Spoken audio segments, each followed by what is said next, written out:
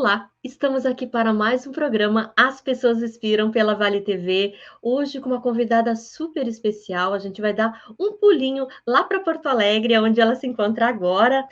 Nós vamos falar com a Valéria Santoro, né? A Valéria, ela trabalha muito com mediação de conflitos, ela é sócia da Acrópole Câmara de Mediação e Conciliação, fez diversos cursos de liderança e negociação, inclusive na Harvard, e também realiza consultorias, palestras, capacitações para desenvolver as habilidades de comunicação, empatia e escuta. E também é criadora do podcast Construindo a Longevidade da Família Empresária, né? Que é especialista também na parte de comunicação não violenta, que ela vai explicar um pouquinho para a gente o que é isso, né? Vou chamar aqui, Valéria, seja muito bem-vinda ao programa As Pessoas Inspiram. Oi, Eliane, tudo bem contigo? É um prazer estar aqui. Muito obrigada pelo convite. Nós que agradecemos aí e vamos te ouvir, né, com essa trajetória tão inspiradora, Valéria. Eu queria que tu começasse aqui já com a primeira, vou engatilhar a primeira pergunta, para te contar um pouquinho dessa tua trajetória, como é que tu chegaste a trabalhar mais com comunicação, com a questão da liderança, né, com essa capacitação de pessoas, né, para um mundo melhor. Então, bola contigo agora. Tá certo. Olha, bom, eu sou mediadora de conflitos, né? Sou apaixonada por essa área, mas minha formação original é o direito. E foi assim que eu comecei a trabalhar na minha vida, com o direito. Depois eu fiz mestrado e fui estudar a área de direito internacional, comércio internacional. E aí fui entendendo assim os países negociando e todas as tratativas que aconteciam. Como eu já não tinha uma veia muito litigante, eu nunca fui muito do conflito, né, Eliane?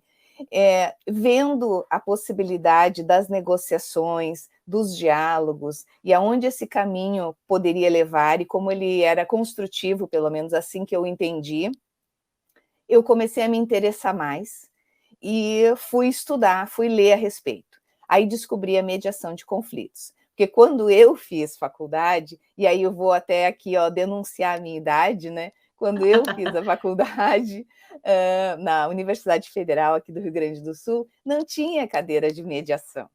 Então, eu não estudei isso na faculdade, eu nem sabia que existia. Fui descobrir isso, então, depois que já tinha feito outros estudos, que já tinha ido por outras áreas e visto outras coisas.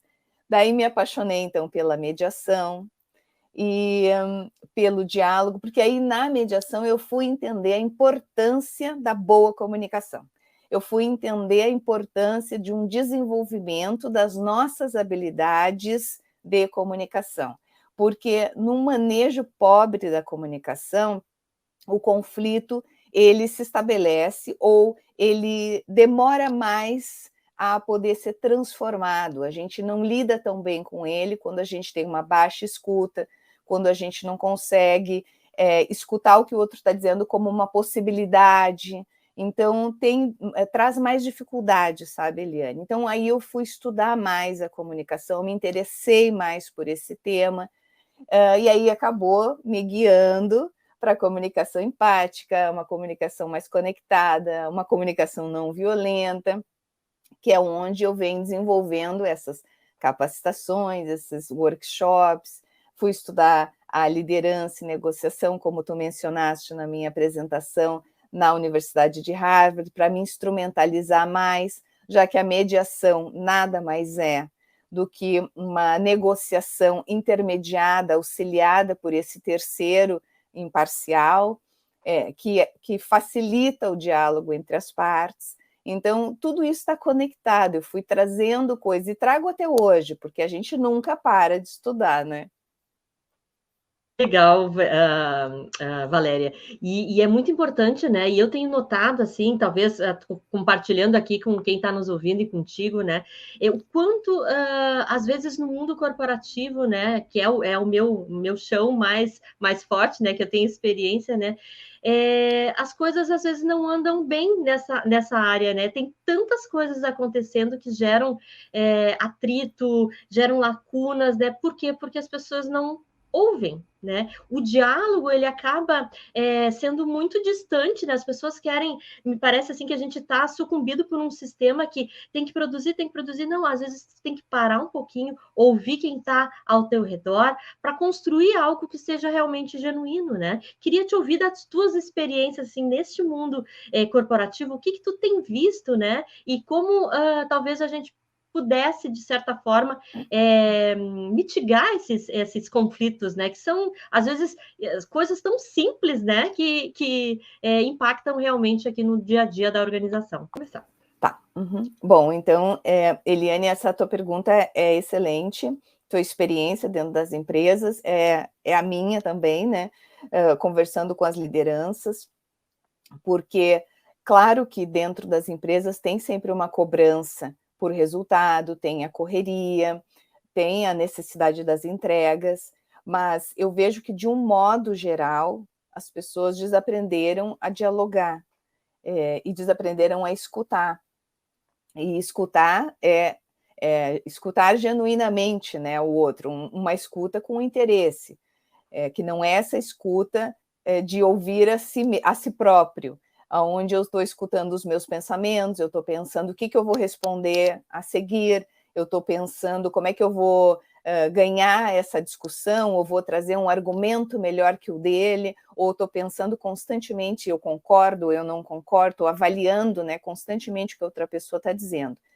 É uma escuta onde realmente eu estou procurando entender o que o outro está dizendo, da onde ele está trazendo isso, qual a motivação, o que está por trás, aquele interesse genuíno em conhecer melhor tanto a argumentação quanto aquele outro ser humano que está ali. E isso pode ser aprendido e pode ser praticado. E isso enriquece muito dentro das organizações, porque imagina quanto recurso se perde quando eu deixo de escutar as pessoas da minha equipe, por exemplo. Quando eu penso que eu já sei tudo. Ah, não, mas isso aqui eu já escutei, isso aqui eu já sei o que o fulano vai dizer. Ele sempre diz a mesma coisa.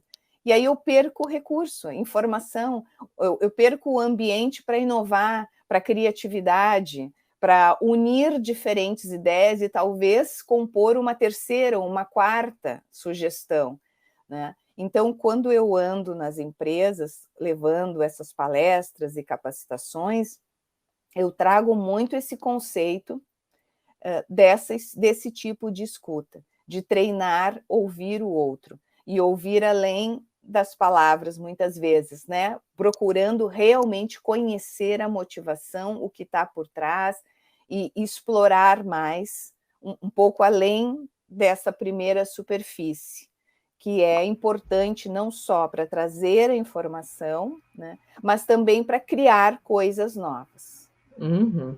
Eu concordo contigo, Valéria, porque realmente assim é o sentimento, acho que da humanidade hoje, né? A gente está falando aqui do mundo corporativo, mas até nas relações que tu deve ter mais contato, né, com essas mediações, às vezes familiares, né? De questão de filhos, né? De divórcios e tudo mais, né? O quanto isso realmente nos traz, digamos assim, poderia ser muito melhor, poderia ser muito mais leve, né? E às vezes a gente enxerga ali uma potencialidade de conciliação, né? E às vezes as pessoas não enxergam e precisa de um profissional que auxilie, né? E eu acho que tu vens aqui numa ponte, né, Valéria, para fazer esse entendimento, né? A gente sabe que hoje em dia, assim, o mundo está muito, muito agitado, a gente está nessa correria toda, né? E tem profissionais especializados para isso, né? Isso que eu quero deixar aqui para o público, que existe possibilidade, sim, da gente construir algo que seja bom para todos, né?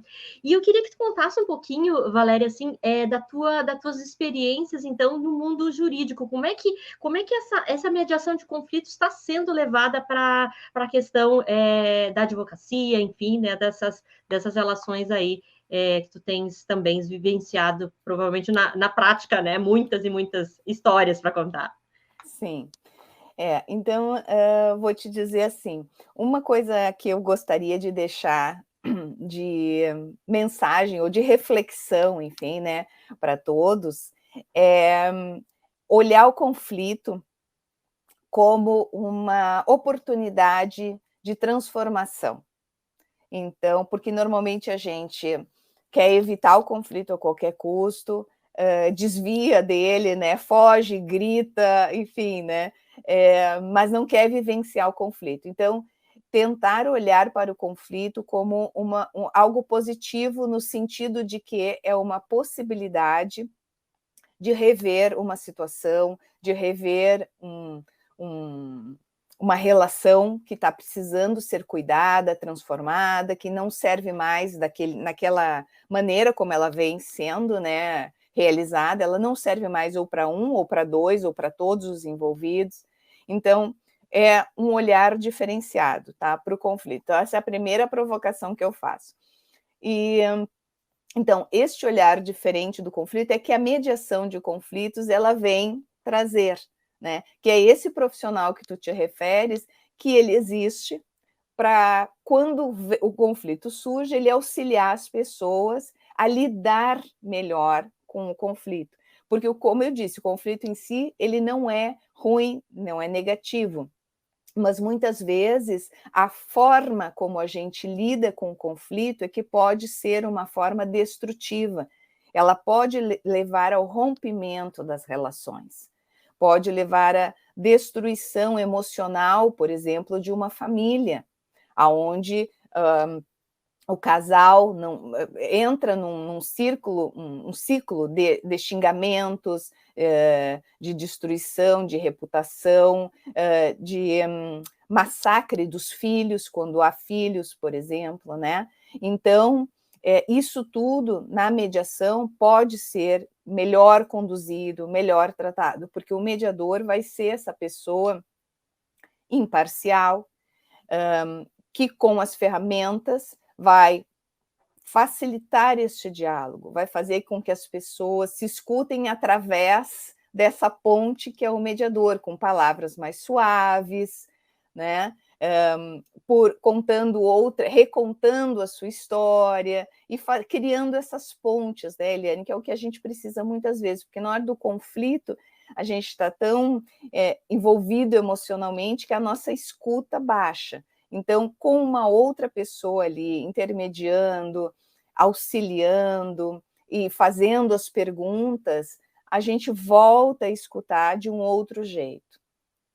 Maravilha, maravilha. E eu queria que tu falasse um pouquinho, Valéria, sobre essa questão da tua empresa, né, Acrópole, Câmara de Mediação e Conciliação. Como é que funciona isso, assim?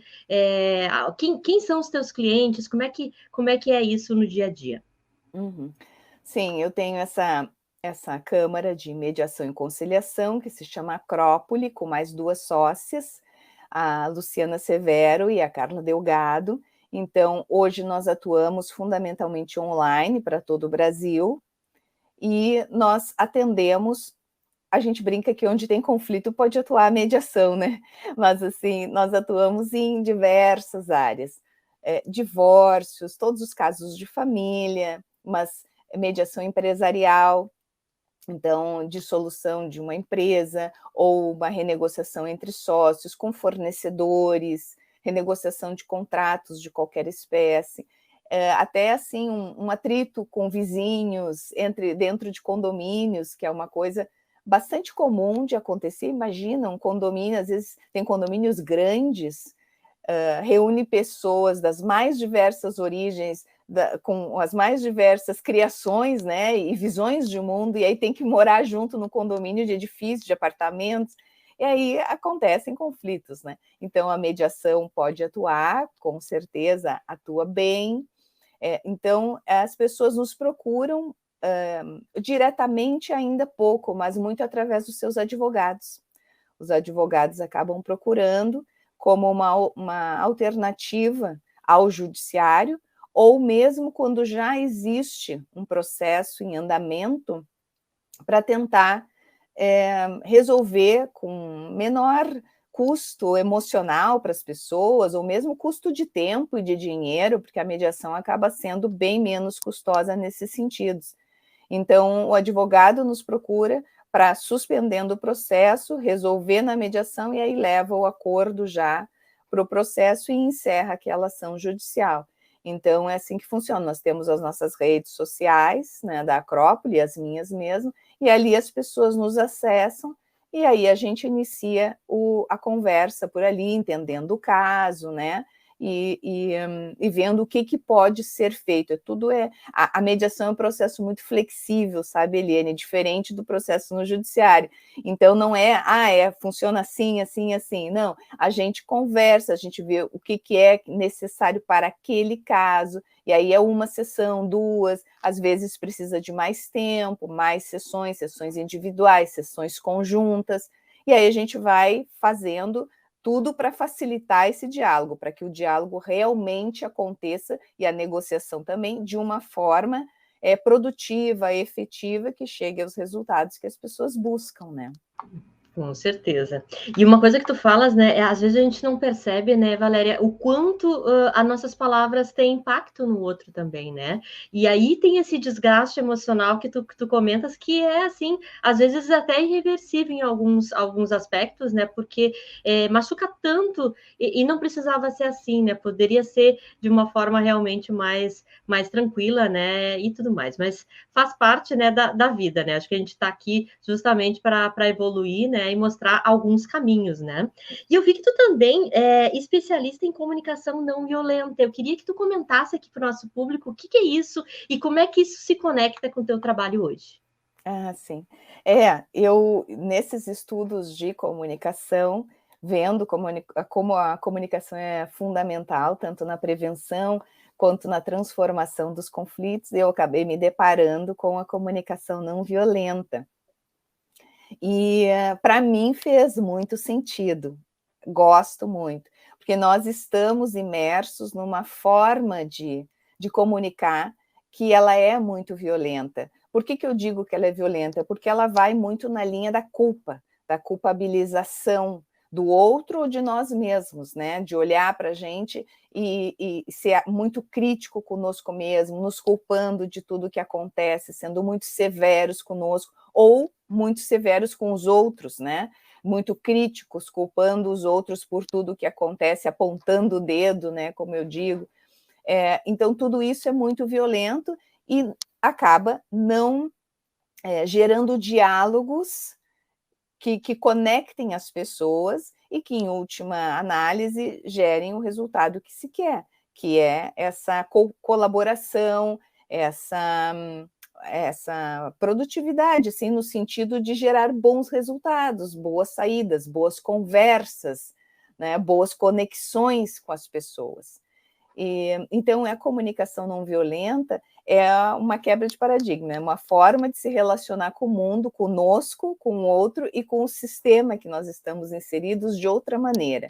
É buscar o que está vivo na gente. Então, nos olhar com mais empatia, olhar para o outro com mais empatia, com um interesse genuíno pela outra pessoa, buscar desenvolver uma escuta da gente, do que a gente precisa cuidar, do que o outro está buscando cuidar quando ele conversa conosco, e daí construir diálogos que atendam a nossas necessidades e as necessidades dos outros. Então, é buscar sempre essa conexão e essa colaboração em todos os meios aonde a gente circula e a gente está inserido. Muito legal, muito legal. E, Valéria, outra pergunta aqui, já pensando aqui lá do teu início, né, que tu comentaste que tu trabalhou muito com relações internacionais, né? Como é que é, assim, dentro dos aprendizados que tu teve na universidade, também das vivências, né? Essa questão, assim, ainda está muito complicado? O que as pessoas que querem se relacionar, por exemplo, com outros países, elas deveriam, de certa forma, olhar, né, antes de iniciar um processo assim? Olha, realmente, o ser humano, como tu disseste, né, nós temos ainda muito para aprender, e é um aprendizado, claro, constante. Nós ainda estamos muito presos no ou é isso, ou é aquilo.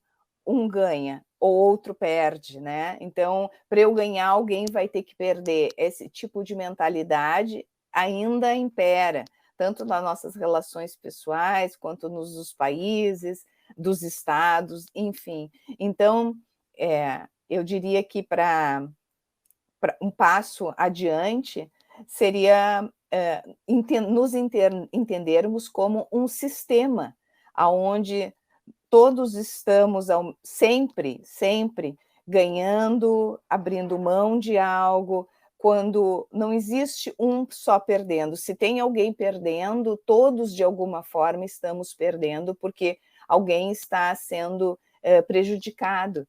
Então, nos olharmos como um grande sistema que é o planeta e que é as relações de todos os países.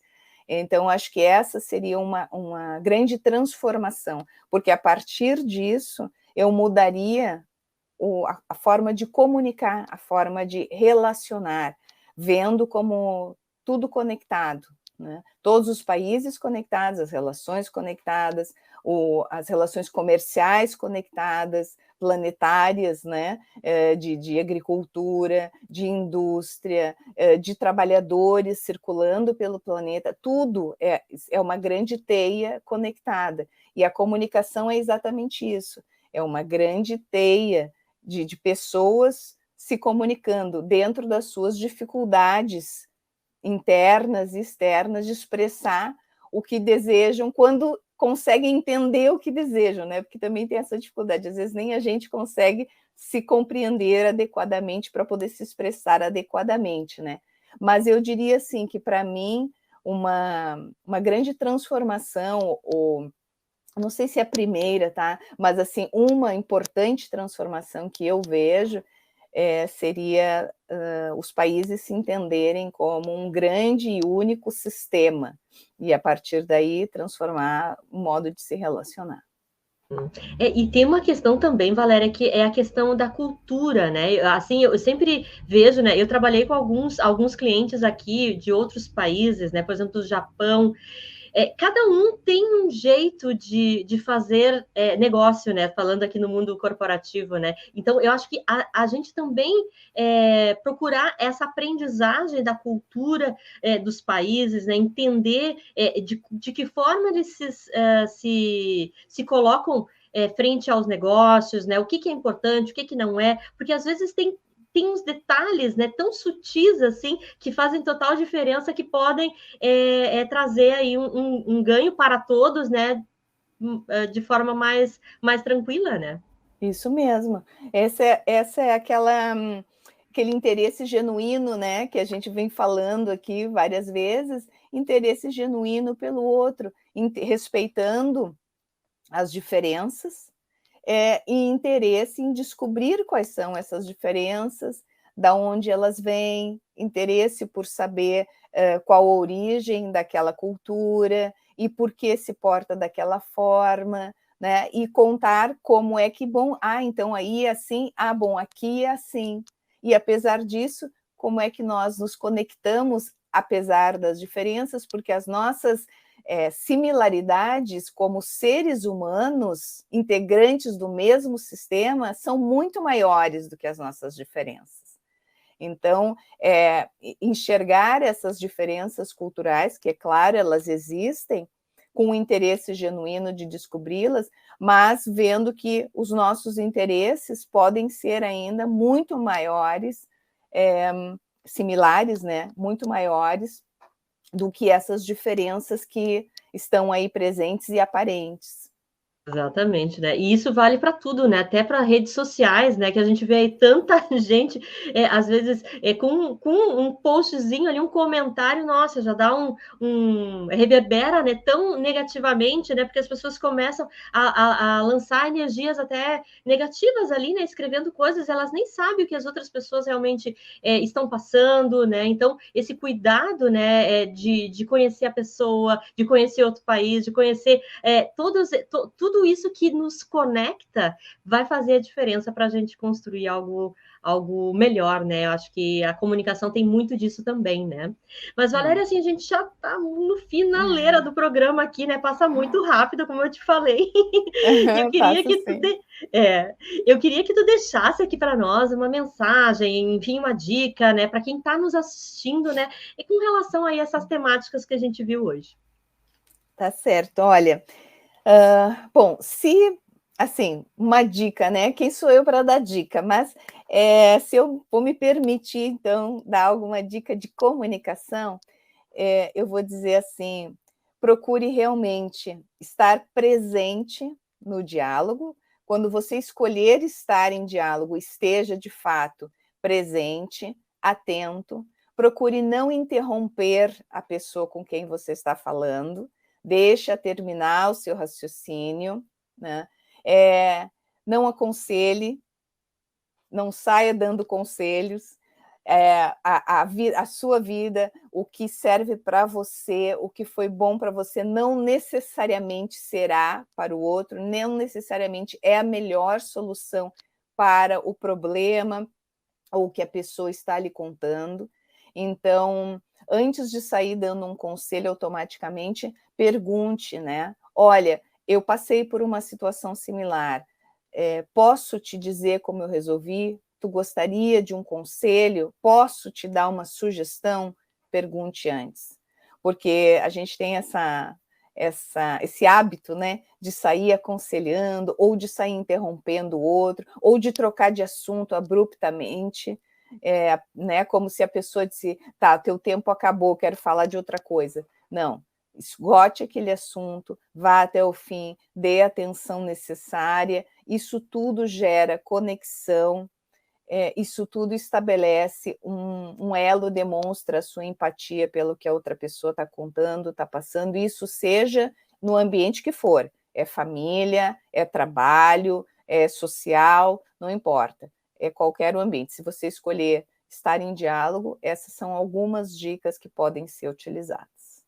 Muito bem, muito bom. Valéria, muito, muito obrigada mesmo pela tua gentileza em compartilhar um pouquinho da tua trajetória, né, das tuas experiências, das tuas opiniões, né, para quem está nos assistindo aqui. E quem quiser saber mais da Valéria, quer conversar com a Valéria, eu sei que tu também tem um podcast, né, Longevidade da Família Empresária, né? Construindo a longevidade da família Construindo, empresária. isso. Está no Spotify.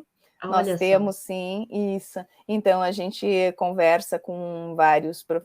Sou eu, a Cris Baumgart e a Juliana Biolk, e conversamos com vários profissionais, trazendo várias pessoas de diversas áreas, dentro desse grande guarda-chuva que é a longevidade da família empresária.